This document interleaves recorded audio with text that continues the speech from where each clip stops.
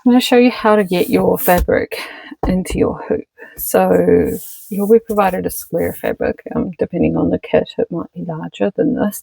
To find the centre of your piece of fabric, to put it in the hoop nice and centred, you'll first fold your fabric in half and then half again. And now you should have a nice crease where the centre is. So you can see the centre is there. Now to detach your hoop, you will just unscrew the hoop, slide the two pieces apart.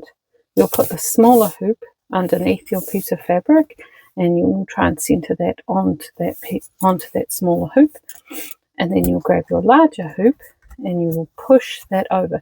Now sometimes it won't be unscrewed enough to push over nicely, so you can just unscrew it a little bit more, and then you'll push it onto the fabric. Then it should be nice and tight onto your piece of fabric.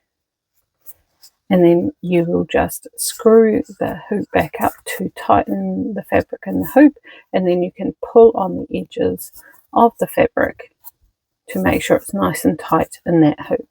So you just pull, push down on the hoop, screw the screw up tighter, and then pull. And then when it's nice and tight in the hoop, you're ready to start stitching.